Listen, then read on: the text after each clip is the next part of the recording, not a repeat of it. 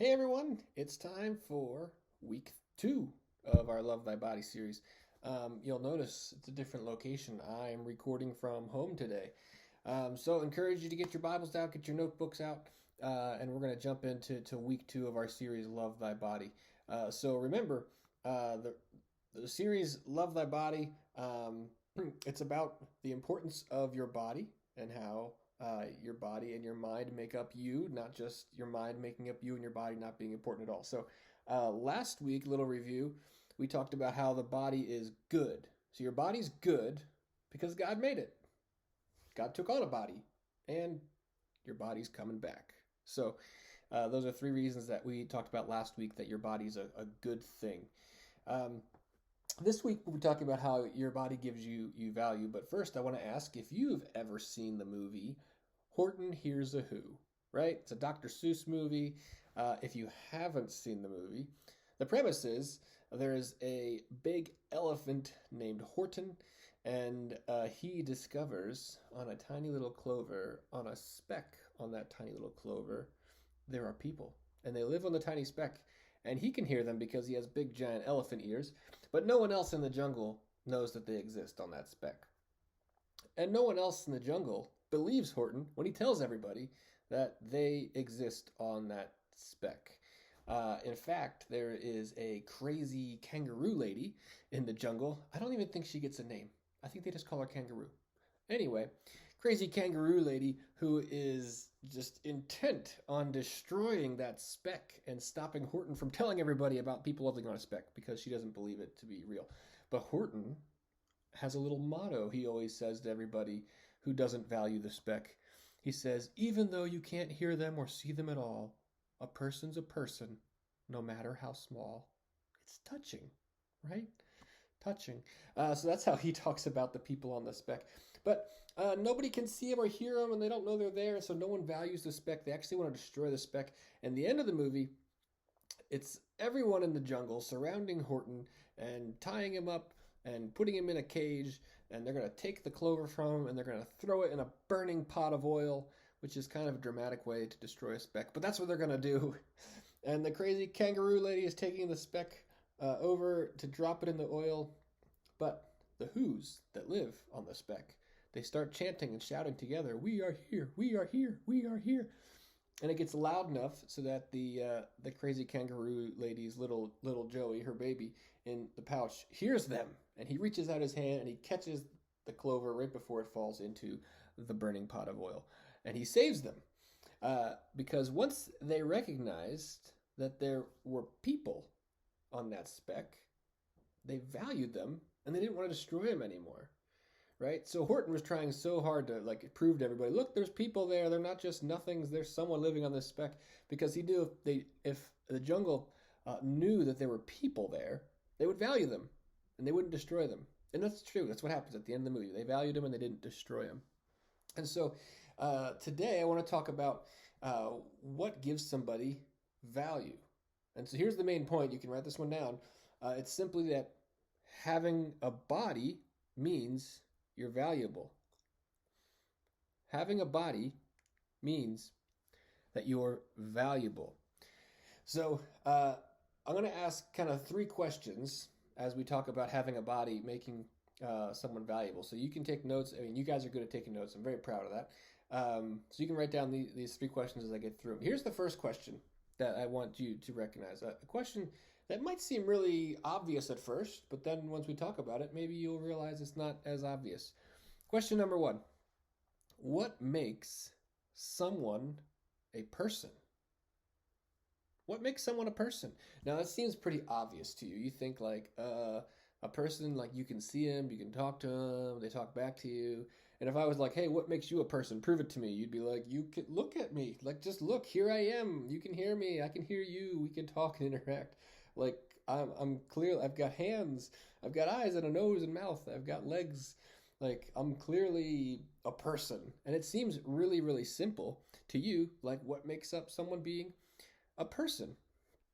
But not everybody agrees with that. That just because you can see someone and talk to them and they have hands and feet and all those things, that makes them a person. our culture, actually, a lot of people in our culture would argue differently. They would say that that just makes you a human. But you can be a human and not be a person.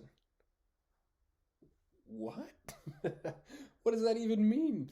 Well, let me talk about it. So, the idea that you can be a human but not be a person is called personhood theory. Now, I know that sounds like super intelligent, smart people. Like, I don't understand what you're talking about. Um, it's okay. I think you guys are really smart, and I think you'll be able to follow me here, right? So, it's called personhood theory, and it's the idea that you can be a human but not be a person. Actually, to become a person, you can't just be a human. You have to be a human, plus, you have to kind of be worthy. You have to have the right character traits and qualities, and then you are also a person. But just being human isn't enough to be considered a person. It might be easier to explain personhood theory if I give you some examples, all right? So, for instance, abortion is very common in our culture, right? And it's the idea that if a woman gets pregnant and there's a little child growing in her belly, that we have the right and the ability to end the life of that child and abort the pregnancy, they would say.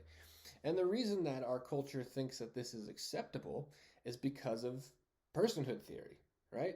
And the idea is that even though there's a tiny little human growing inside of a woman, that human isn't yet a person.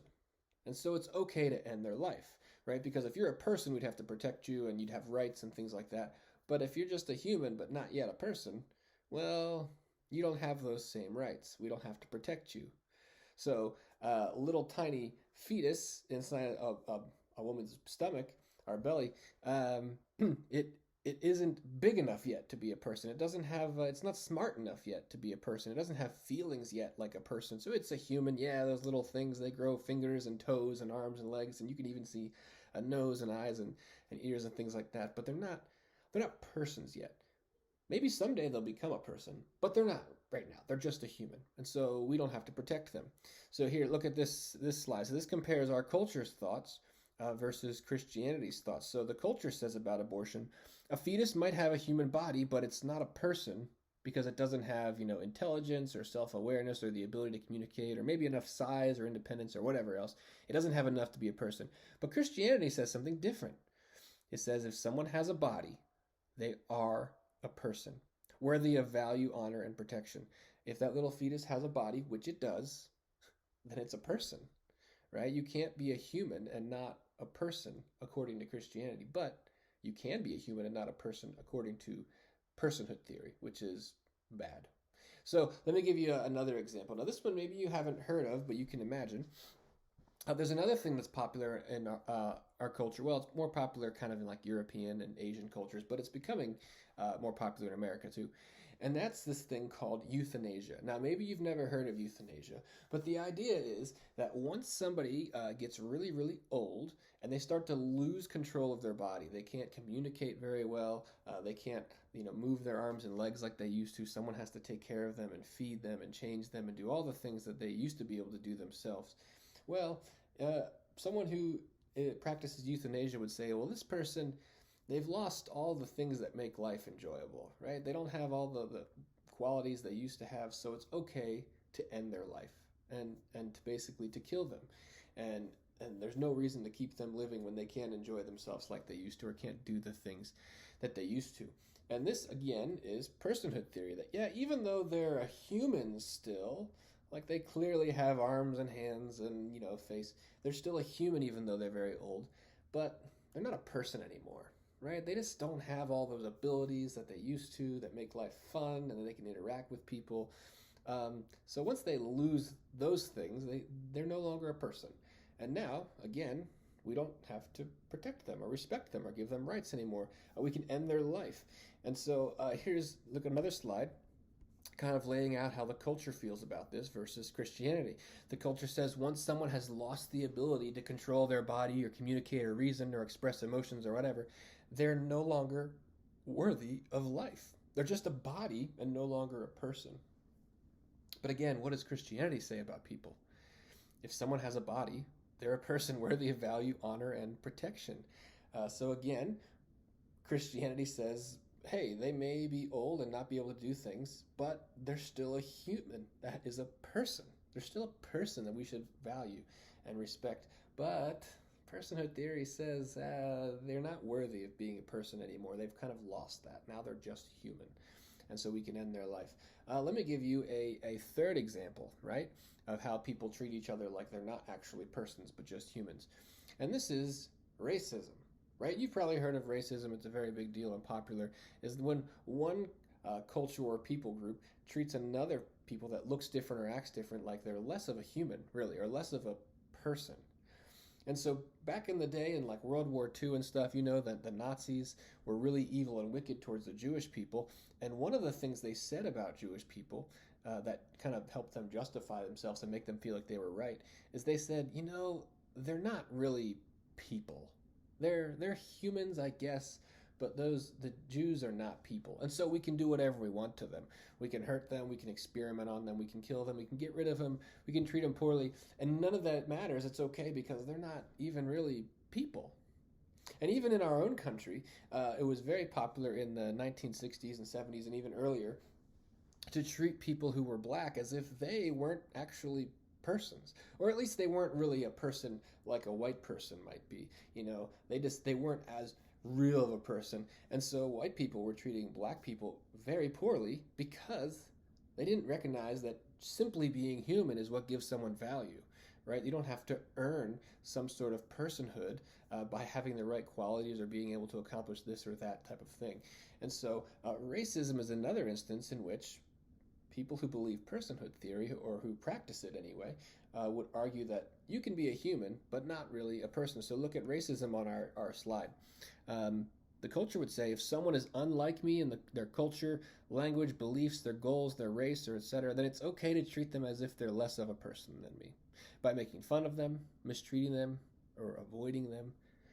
But Christianity would say, again, if someone has a body, they're a person worthy of value, honor, and protection, right? So you can see how people who believe this personhood theory, man, that's extremely dangerous. The way they can go walk around and say, well, I'll treat people like persons, but only if they're worthy of it. Only if I think that they have enough of the right qualities and characters, traits, then I'll treat them like they're a person and I'll give them respect. But if they don't meet my expectations or they don't meet my standards or whatever I've set, I don't have to treat them like a person. I can treat them however I want. And in many cases, like in abortion or euthanasia, or even in some extreme racist cases, they feel like, oh, I can even end this human's life because they're not really a person, right?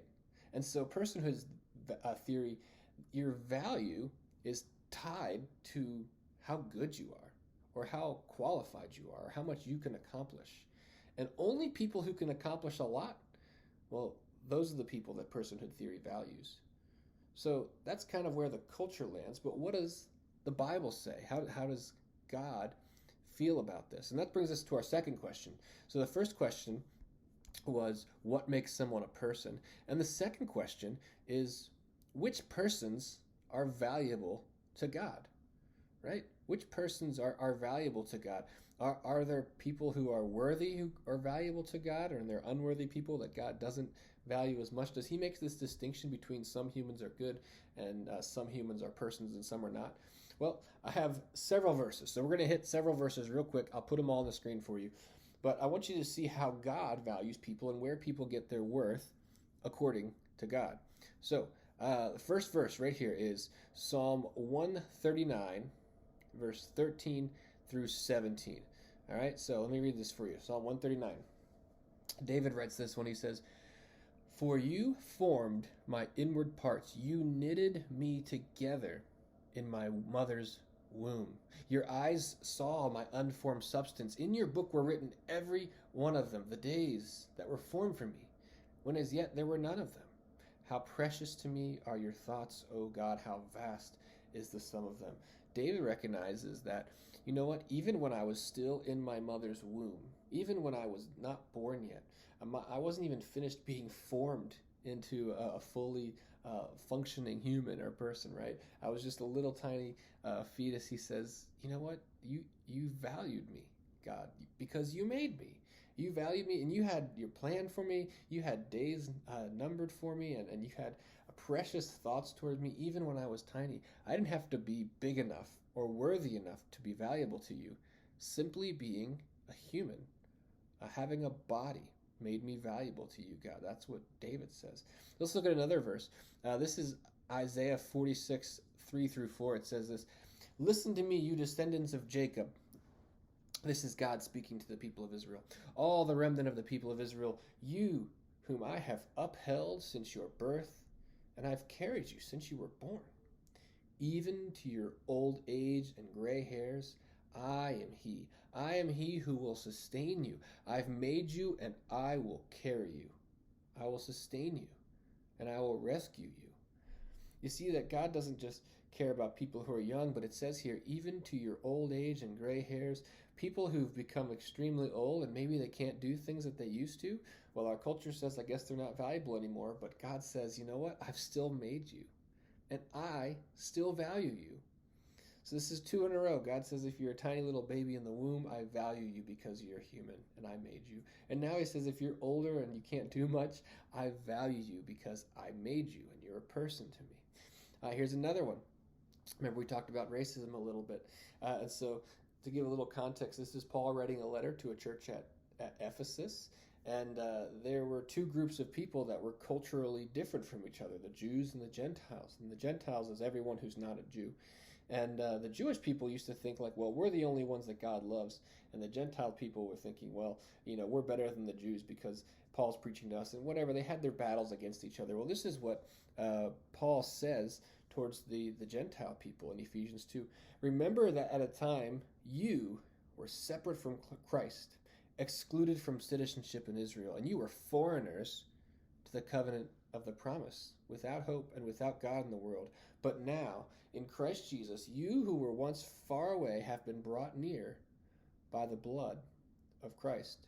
So Jesus looks at these people who are foreigners, who are different, who aren't from the same country as him. They aren't from the people that God has chosen. And he looks at different people and he says, I value them too. I value them because they're humans and they're persons. And it isn't just like, oh, well, I guess I'll be nice to them if I have to. But he values them so much that it says that he brought them near to him by his own blood. Jesus died to bring people near. He doesn't push people away that are different than him, who have different cultures than him. He brings them near and together. He doesn't have this personhood theory of racism where, hey, you're less of a person than me if you're unlike me. But Jesus says, you're unlike me, but I love you, and I want you to bring you near to me, and I value you. Well, how about we go even further, right? This Romans 5:8. I want you to read this verse with me. But God shows his love for us in that while we were still sinners, Christ died for us. So I've shown you that the Bible talks about little itty-bitty babies as being valuable, as old people being valuable, as foreigners, people who are unlike you, as being valuable. But now he goes to say in this verse that while we were still sinners, Christ died for us. God looks at people who are not just different or young or old, but they're actually his enemies who are fighting against him and rebelling against him. And he says, you know what? Even though you're doing all the wrong things, and you're definitely not worthy in any sense, you're actually the opposite. You're very unworthy. You're doing terrible things. He looks at that person and says, I still value you because I made you and I love you and you're a person and I'm willing to die for you. And that's what he does. He looks at people who don't have any qualities, any character traits that you value and say they're worthy, and they're the opposite. And he says, those are the people that I care about. That's me. That's you. Even while we were enemies of God, he valued us. So in the words of our friend Horton, he would say, a person's a person, no matter how small. Or he'd say, a person's a person, even if they're still in the womb. Or a person is a person, even if they're old and frail. Or a person is a person, even if they're from a different culture and they're very different than me. And I guess most importantly, he'd say a person is a person, even if they are an awful, sinful mess. Right?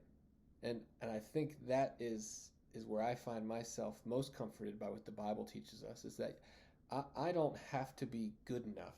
I don't have to meet some sort of qualifications for God to give me value. Right? Our culture says that you have to meet some sort of qualifications to be valuable, but that's not what God says. Even if you're a pathetic mess of a person and you seem to make every wrong choice all the time, well, God still values you just as much. He values you when you sin. He values you when you're afraid. He values you when you're weak, right? Think of the biggest sin you've ever committed or the biggest mistake or dumb thing you've ever done in your life. Like maybe some of you that just happened recently and you're still feeling that. The worst feeling you've ever had about yourself in the world. And God looks at you right then and he says, that's someone I value so much, I'd die for them. The world doesn't value you at that moment, but God does. God still values you. Now, everybody likes to be told that God values them, but we don't often translate that into how God values people other than us as well. And that brings us to our third question, right? So, first question was, what makes someone a person? And then which persons are valuable to God? Now, which persons are valuable to you? Which persons are valuable to you? Right? We talked about personhood theory, and that suggests someone's only valuable if they achieve a certain level of usefulness. Then they become valuable. And we all say, oh, no, that's wrong. But you know what? A lot of us treat other people as if they're only valuable if they are useful to us. We would say that it's wrong when we hear people talk that way, but then we still tend to do it ourselves. Let me tell you a story for when I was in high school that I'm not actually very proud of. It's actually a time when I screwed up and I did something bad. My school had a foreign exchange student come one year. His name was Farid, and he was from, I believe, Azerbaijan, somewhere in Eastern Europe, I think. Anyway, Farid didn't speak English very well because he wasn't from our country. And he didn't understand a lot of our culture. He looked different, he dressed different, things like that. But he knew how to play soccer because everyone in the whole world knows how to play soccer. And I was on the soccer team, and so Farid was on the soccer team too. And I remember one time when we were on our way back from a soccer game late at night, and we stopped somewhere to get some food at McDonald's. And me and my friends all ordered our food and sat down. Well, I guess Farid had never been to a McDonald's and didn't really know how it worked. And so I remember him walking up to the counter and looking over at the menu and saying to our coach, because our coach was there with him, he looked up and just said, "What do I do?" Right? And he was confused as to how to order food at McDonald's. Now, me and my friends, of course, we thought that was funny. Like, look at this guy. He doesn't know how to order McDonald's. Where is he from? What does he do? Honestly. And so we kind of made that "what do I do" thing a joke between ourselves and would tease each other and tease him with it. And it was a really awful thing to do. It was wrong. And we were making fun of him simply because he wasn't like us. And we justified it to think like, well, he's not like us. He's different than us. So we can probably treat him lesser than us. Right? Now we didn't say that out loud, but we were acting like it. Right? That because he wasn't like us, that we could treat him as lesser. And that's sinful. And it's wrong. And so what I want to ask you today is, do you find yourself treating people as if only treating them well only when they're useful to you or when they seem to meet some sort of qualifications that you have, right? If you were to pass a stranger in the mall, would you help them if they were hurt? Would you comfort them if they were sad? Or would you think like, I don't know them. They don't have any value to me. Like, I don't know their name. I don't know anything about them. Why would I spend time caring for them? What can they give me in return? A lot of us don't say those things, but we act like those things are true. Or maybe you play sports, right? And there's a player on the opposing team. A lot of times we look at them and say, they're not valuable. They're actually an obstacle to me. I can talk about them with my friends and be like, did you see that player over there? Look at them. They're so dumb. And I can say mean things about them. I can treat them poorly and be rude to them because, they're not really that valuable to me. They're actually an obstacle to me, right? Or like me, do you value someone who doesn't speak English very well? Do you mock them and make fun of them like I did? Or do you treat them well and say, hey, you know what? We're very different, but you're still a person just as much as I am and just as much as anybody else is. How about that kid who's always a jerk to you, who's always rude to you all the time and you can't stand being around him? Do you still treat him well or her well? Because they're still a person, even if they're not valuable to you, even if they don't meet some sort of qualifications. That doesn't matter. They're still a person. Do you value people based on what they can do for you, or do you value them simply because they're people? And if someone has a body, then they have value. That's how God sees them, and I pray that that's how we would see other people as well. So I hope you recognize that having a body means you're valuable. And if someone has a body, they're a human and they're a person worthy of value and respect. Your value to God isn't based on your usefulness or your worthiness. And other people's value to you also shouldn't be based on their usefulness or their worthiness. So if you have a body, you're valuable. If they have a body, they are valuable too. So let me pray as we close. God, thank you so much for a chance to teach the value that you've given each of us, Lord. We love you, and you love us even though we're not worthy. Thank you for loving us through Jesus Christ. And it's because of him we can pray. Amen. All right. See you guys next time.